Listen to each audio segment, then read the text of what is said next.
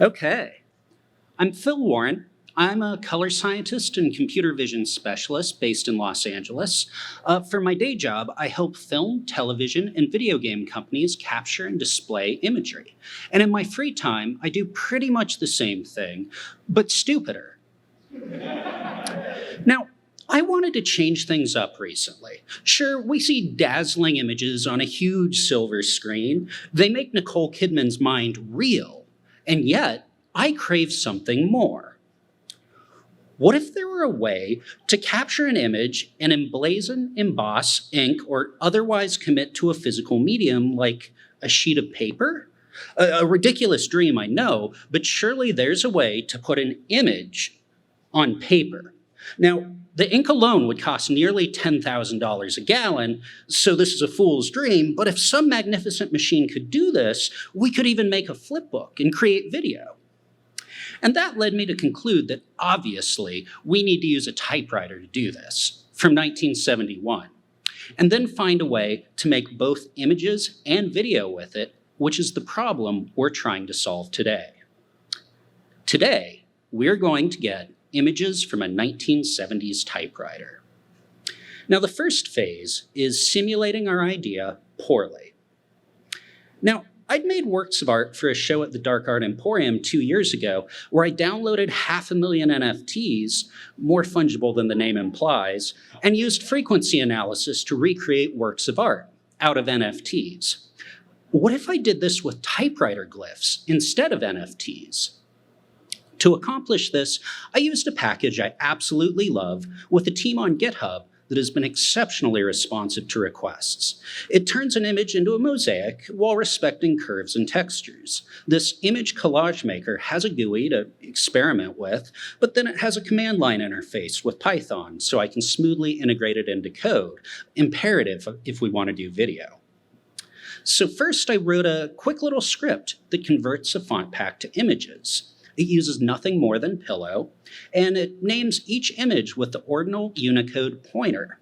Now, the ordinal numbers will be very important later. Now, we're going to take this input image because I love it desperately. We run it through the command line interface with a simple Python script, and success! Looks like we can, in fact, use Python scripting to generate a black and white image using this technique, which also gives us a list of the letters used in the order they were used to be typed and recreated on a typewriter. But we can do better. So the second phase is texture in the real world. Now, a little bit about our typewriter. I'm using the Selectric typewriter, which was just discussed. When it came out in 1961, it changed the world. By using a whirling, bobbing ball-like element called a type ball, this single-handedly changed typewriters and computing forever. This type ball not only sped up typing speeds by tenfold, it also, for the first time ever, allowed for typefaces to be changed out of a typewriter simply by replacing the ball.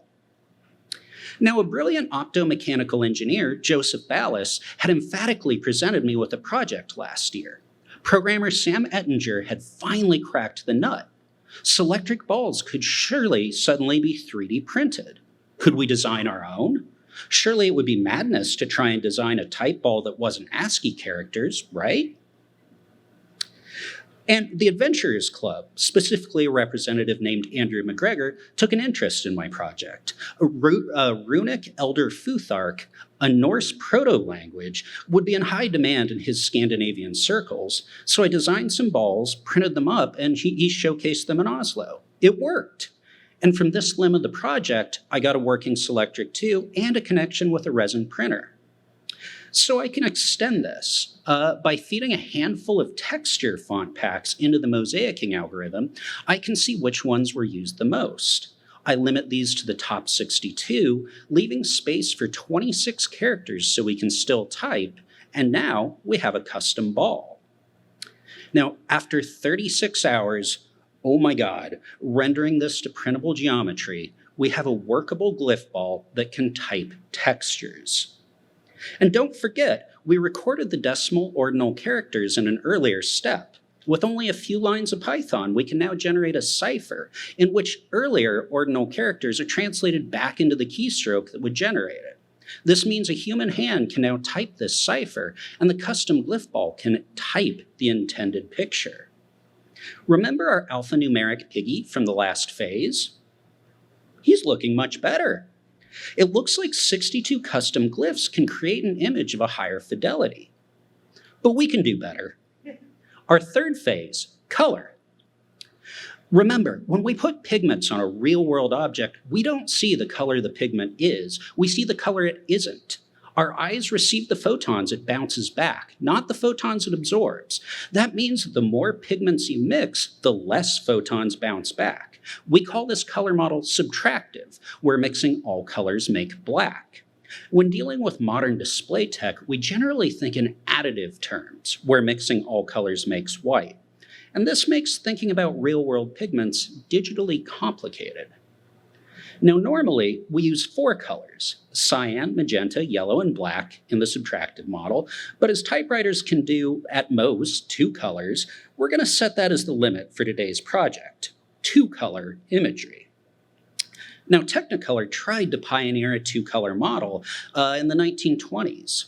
As they frantically researched how they could do a full color projection, they came up with some stopgaps to present a sort of pseudo-color to audiences. They figured out that by using 2 colors, they could sandwich the film strips together for a subtractive model. In Technicolor's process 3, they determined that if you only use 2 colors, you should use red and green. Red dye will help reproduce skin tones. Green dye will help reproduce foliage. And blue? There's no need for blue. Perhaps you misremembered the sky anyway. In fact, fuck the sky. Now, King of Jazz is my favorite example of Technicolor Process 3, possibly because it's the only full film in this format I could find.